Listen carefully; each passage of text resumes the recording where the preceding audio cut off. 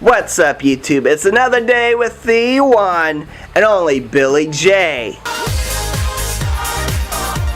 And this is another episode of our Week Late and Dollar short series where we review American Idol Season 14, Episode 24.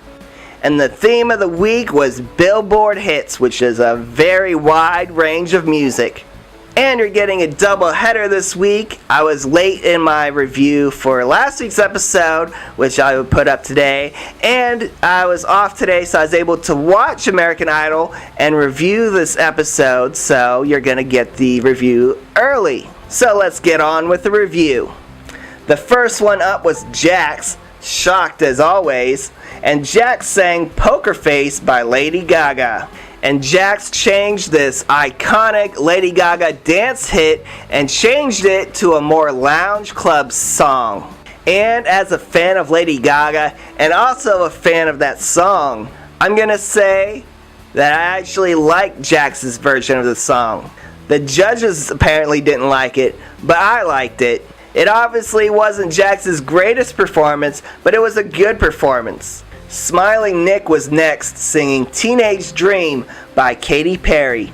And he rearranged the song to a more rockish type of song. Nick's vocals were great as usual, and J-Lo absolutely loved it. She didn't get goosies all over, but she was extremely ecstatic. And I agree with Harry and the fact that Nick should have picked a different song, a song with better lyrics, and something that Nick could actually connect to. Because honestly, I can't imagine Nick being anybody's teenage dream. I mean, he's good looking, don't get me wrong, but he's definitely couldn't pass as a teenager. Next up was Quentin Alexander singing Latch by Disclosure featuring Sam Smith. Again this week, Quentin picked a more up-tempo song. I personally never heard this song before, but Quentin performed the hell out of this song. And Quentin even had a little falsetto going on in there. It was a great song choice and showed a different side of Quentin. And he was looking pretty sharp, all dressed in black. Next up was a very excited Joey, my favorite contestant, and she sang Wrecking Ball by Miley Cyrus. And in the little promo package before her performance, they poked fun of what they call crab hands, because she does this a lot in her performances. It was hilarious. And actually, Joey didn't change the arrangement of this song, she kept it as is. And she performed it beautifully. And honestly, I wouldn't have minded if she did take a song, maybe not this song, but a different song, and rearranged it.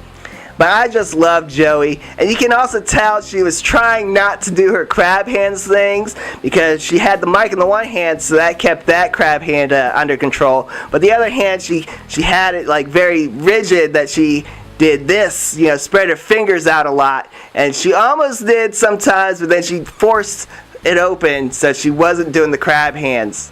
Or she would throw her hand in her hair as well. But my one critique about her performance was that her eyes were noticeably closed a lot. So for Joey, I would say try to keep your eyes open because you have beautiful blue eyes. The beautiful Clark Beckham was next, singing Make It Rain by Ed Sheeran. I just want to throw it out there that I just love the R&B, the bluesy, the sultriness of Clark Beckham's voice. And believe it or not, he kind of reminds me of Soul Patrol, but better. What a great performance. He was up there with his guitar, and he looked super comfortable up there, and his vocals was on point. And I could definitely see Clark in the finals. Tiana was next, singing Stay by Rihanna. It was a very emotional performance from Tiana, something we haven't got from her before, and she definitely hit it out of the park. And I agree with J-Lo in the fact that when she mentioned how over the past few weeks, Tiana seemed to have lost her way. Pretty much ever since she sang Circle of Life, she's just kind of just been there, performing, obviously, but not connecting with the songs. But after this performance, I feel Tiana is definitely back in the running. And hopefully from now on, she picks better songs that she connects to. because we already know that she has the singing chops. But this competition is about a lot more than just being able to just sing. And then it was down to the bottom two of Kasim and Rayvon. And I called it last week that they were my bottom two from last week, and here they are, the bottom two. And like I said, it's either or for me. It doesn't matter. Either one could go home. And the first to perform for the Idol fan save was Rayvon, and he sang Set Fire to the Rain by Adele. Rayvon sang the song extremely passionately. He definitely sang it to save his life. And thankfully, it was without much falsetto. Vocally, he was very good, but once again, I still don't know who Rayvon is as an artist. And the final performance to save his life was Kasim singing Hey Ya by Outkast. Performance-wise, Kasim is an obvious standout.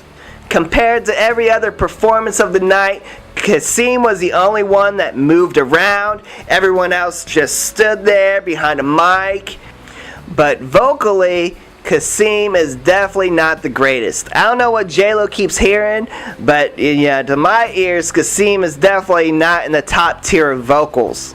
And I feel his performance this week was actually one of his better performances. And personally, if it was up to me using the fan save, I would have saved Kasim over Rayvon, because I at least know who Kasim is as an artist and a great performer. So the bottom two came down to who's the better vocalist in Rayvon and who's the better performer in Kasim. And America apparently voted, and the person that they decided to save was Rayvon. Once again, that's twice Rayvon has been in the bottom two and had to sing for his life. Perhaps next week it'll be third time's the charm. So now there's no more Kasim, perhaps the best performer that American Idol has had in quite a long time. And most definitely the best performer of this competition. And now it's time to pick the bottom two for this week. And for me, it was super difficult to pick the bottom two because there's just so many great performances from the contestants, and there are no more weak, obvious picks. And so my bottom two are Smiling Nick and Rayvon. There's absolutely nothing tangibly wrong with their performances. I mean, they both performed, very good. It's just the fact that outside this competition, I don't know who they are as artists. Smiling Nick is obviously a great singer. He has one of the better voices of this competition. He's definitely up there with Clark as far as vocals. But like I said, I just don't know who Nick is outside of this competition. And they keep mentioning how he used to be in a band and everything, almost like it was like a bad thing. And being in a band is definitely not a bad thing, especially the lead singer, because bands obviously need singers, and singers need bands. And once again, Rayvon is in my bottom two list because, like I said, he's obviously a great singer. Yeah, he has the vocal range and everything, and I do love his silky smoothness of his voice when he's not singing falsetto. But unfortunately, he constantly throws his falsetto in all the time, and it's very off-putting for me. And I just don't know what kind of album Rayvon would make in the end. Well, that's just my bottom two. Who was your worst performance of the week? And are you surprised that Kasim went home? Leave a comment down below. And remember, peace, love, unity, respect. Peace out, guys.